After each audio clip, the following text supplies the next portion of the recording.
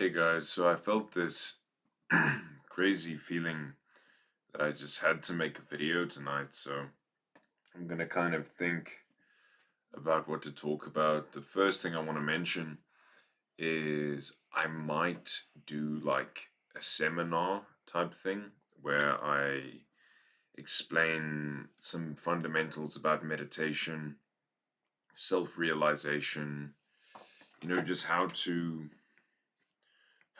ascend consciously, how to settle into yourself and, you know, get rid of that which does not serve you, um, in order to shift into, who you're really meant to be.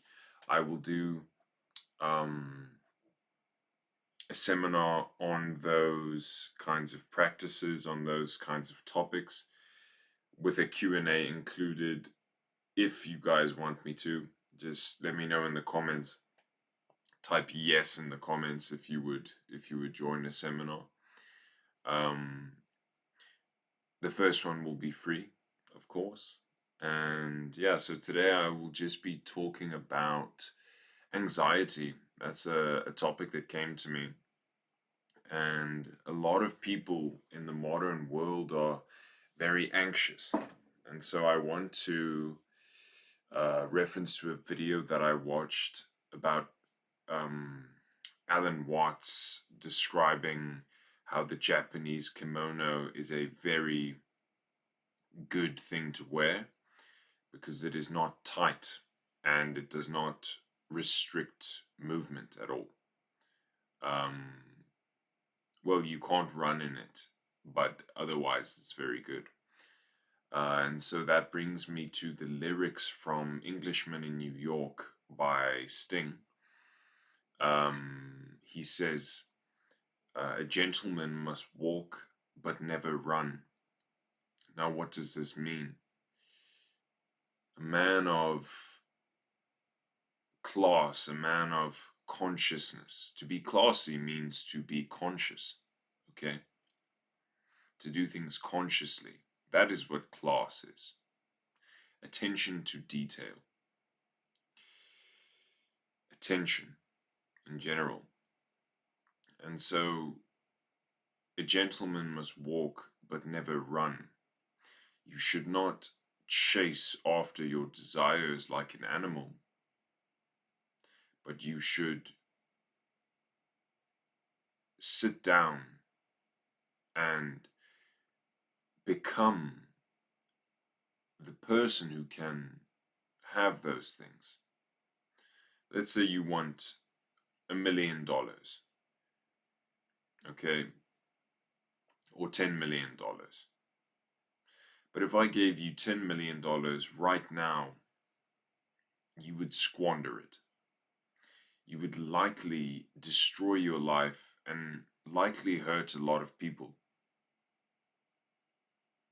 whether you agree with me or not. Okay? $10 million is a kingdom, but you cannot have a kingdom if you're not a king. Okay? And so there are certain aspects of yourself which you need to handle before you can deal with abundance, before you can deal with prosperity. And anxiousness means that you cannot handle a better life. Okay? They're keeping you down so that you don't harm others and that you don't harm yourself in a bigger way. Okay? Or you're keeping yourself down. Anxiety, a few small ways in which we can become more conscious is by not wearing form-fitting tight clothing. Okay? When you wear tight clothing, it restricts you, it makes you feel terrible, it makes you feel stuck, and it's going to irritate you, it's going to aggravate you, and it's going to make your muscles very tense. I'm quite lean, and when I wear even this shirt, which is not tight at all, it makes my upper back tense up because it's pulling on my shoulders. And so when we wear clothing which is form fitting, it is uncomfortable because there is no space between us and the clothing. There is no harmony in blockage. There is no harmony in a lack of space. Space is the medium for operation, and that applies to everything. If you want to operate at a high level, you need to have space between you and your identity. Your identity being your identification with the mind and the body. And so when you create a space between this, which I teach in the Zenith scroll, top link in the description, when you create a space between the consciousness and the mind and the body, here's the consciousness, here's the mind and the body, now there is space and you can see clearly the mind and the body. And you have a way to observe. Distance itself, empty space itself, is consciousness.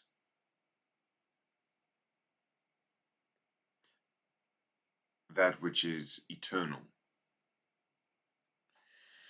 And so anxiety comes from that which is temporary and connection to that which is temporary. If you understand that this mind and this body are temporary,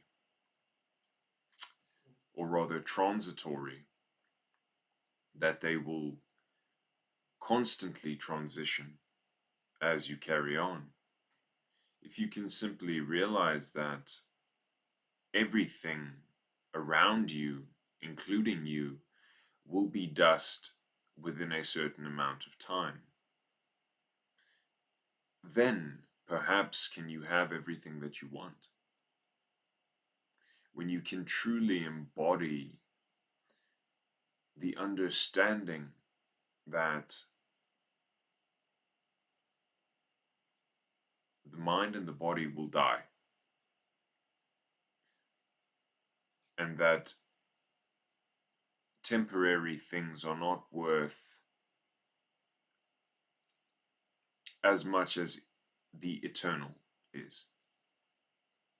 Now, it's not to say that you should deprive yourself from things which are constantly changing, things which are temporary, things which are energetic, because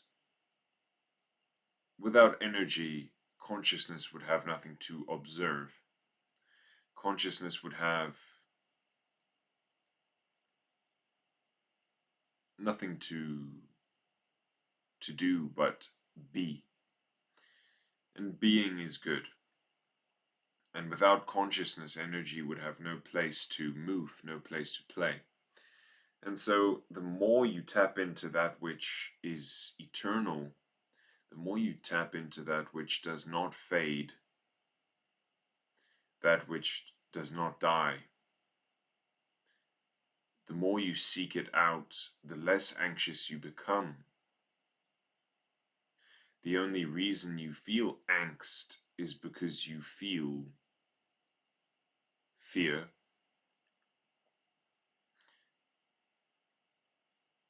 The only reason why you feel fear is because there are things which you do not know about yourself, about your nature, about where you will go when you die, about where you came from. And to seek these things out is to destroy anxiety, is to destroy hesitation of any kind. And if you seek this truth, which is eternal, which is you ultimately, you will never be anxious again, because you will understand that this is but a temporary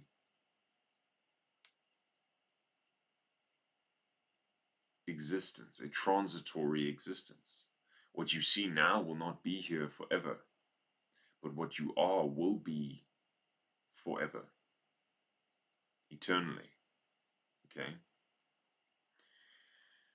And that's an amazing thing. So seek it out, and you will find very quickly that there is a lot more to life than what you see in front of you, than what you see outside of you. When you chase the external, you lose all magnetism. Okay? When you chase the internal, you become magnetic, like a black hole collapsing inwards. You think of something and it will appear. But anyways, guys, that's all for today. I will see you very soon. And if you guys would like that seminar, just let me know and I will organize it. And I will set that all up. Namaste and Wacha. Jai Shri Krishna.